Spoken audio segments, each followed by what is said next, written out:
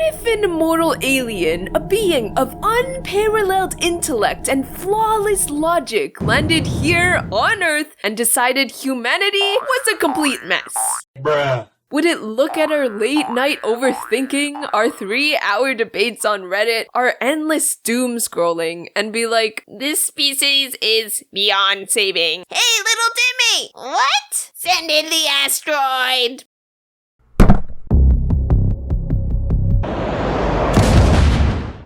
Or will this alien find the flaws as the very thing that makes us remarkable? That's exactly what Matt Haig's The Humans explores. But this idea ties back to Dostoevsky's philosophy and Notes from the Underground, and that's what we'll be exploring in this video. What a 19th century Russian philosopher and a 21st century alien have in common. Picture this alien raised in a civilization where through advancements in science, logic, and rationality, things like telepathy, space-time travel, teleportation are as common as making grilled cheese.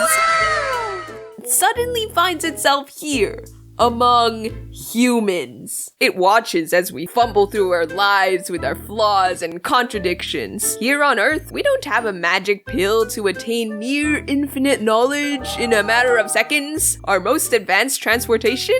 Metal boxes on wheels that burn fossil fuel. We are creatures who let just one more game of Overwatch 2 turn into an all-night gaming session. We are mortal. We break down and make bad decisions, yet we spend our limited time not screeching and howling in terror, but clinging on to our imperfections, seeking to love and to be loved. Imagine if humans were purely logical. Every decision was calculated, every action perfectly aligned with reason. No mistakes, no second guessing, no messy emotions getting in the way. But think about it. If everything we did was dictated by cold, hard logic, what would be left of our free will? No silly mistakes, no late night cravings for ice cream, no why did I even do that moments. Without unpredictability, without that irrational spark, life would turn into this mechanical routine where everything works, but nothing feels alive. In Notes from the Underground, Dostoevsky talks about this idea of the Palace of Crystal. It's a utopia where everything is perfectly logical, perfectly ordered, and perfectly boring. There's no room for rebellion or creativity because everyone just follows the script of logic. And humans? Yeah, we're not wired for that. We'd break the system just to prove we could. It's like being told, don't push that big red button. Don't do it! Don't! And suddenly, the button becomes the most tempting thing in the universe because you have the underlying desire to prove that you're the one in control. The alien in Matt Haig's The Humans comes from a place similar to the Palace of Crystal, a place named Vonadoria, a beautiful and warless world where no one feels pain and no fear, a world where there is no death because everyone is immortal, where there is no love and no hate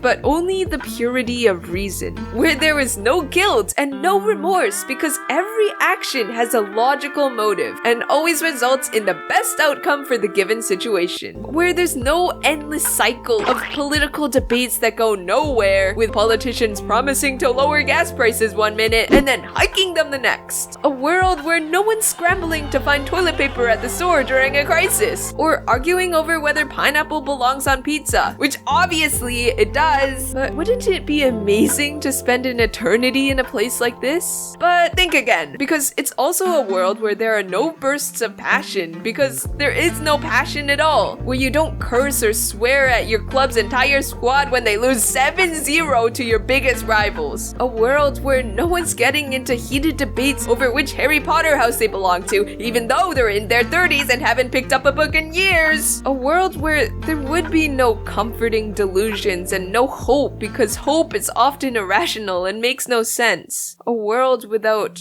art, music, poetry, or the simple pleasure of sipping a warm cup of tea on a winter morning, or feeling the first cool breeze hit your face on a hot summer afternoon. A world without these mundane, everyday events that give life its beauty, because beauty is tantalizing and unsolvable and creates a delicious kind of confusion, but in a world of pure logic and reason, there would be no confusion since everything is rational, calculable, and explainable. Would you really be interested to live in a place like this? Wouldn't boredom sooner or later creep in? What is the meaning of existence when existence itself is perfect and there is nothing more to achieve? After all, humans seek meaning in the process of attaining and not the end result of having attained. But why is that? Why do we find infinite abundance and perfect logic just as unsettling as complete scarcity and chaos? Because humans aren't as simple as black and white. We exist in between these two extremes. We are stuck in the middle ground of our tendency for calculated brutality alongside impulsive and selfless acts of love.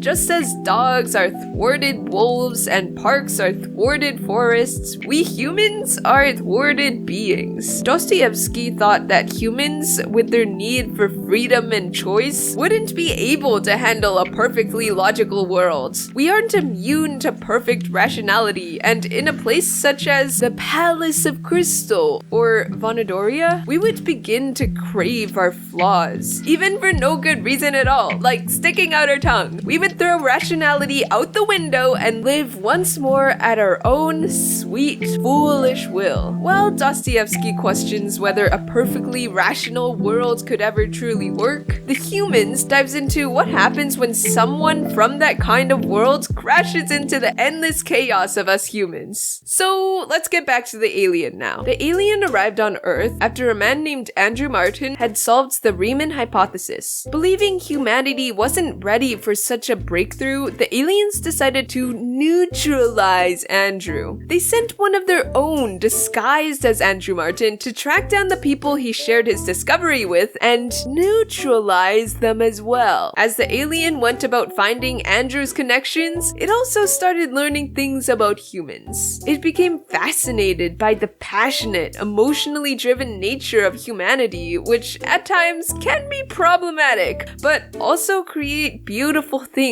such as poetry. It was particularly drawn to Emily Dickinson's poems. Instead of neutralizing Andrew Martin's connections, it developed a love and longing for its supposed wife, Isabel, son, Gulliver, his dog, Newton, and best friend, Ari. Ultimately, the alien longed to continue living as a mortal human and gave up all its advanced powers. It even became overwhelmed by its desire to share its real identity with other humans. Irrationality took over its seemingly perfect rationale. The alien's journey reflects Dostoevsky's idea that humans defy logic to assert their freedom. Dostoevsky would probably hate how optimistic Haig is, but they'd definitely agree on one thing. Life is messy, and that's what makes it worth living. During its time on Earth, the alien became more human than most humans are these days. When its true identity was revealed, its supposed wife, Isabel, understandably kicked it out of the house. Even then, in an age where people treat relationships like Netflix shows, switching partners faster than they scroll through Tinder, the alien remained devoted to its family and Isabel. Even years later, it still loved her. Aliens aren't ghosts because they don't ghost. Yes, that's a dad joke, but hey, it fits! Be human, guys. Cherish your relationships. Don't ghost people! Read a book, listen to some music, create something, or go for a walk, you lazy piece of shit!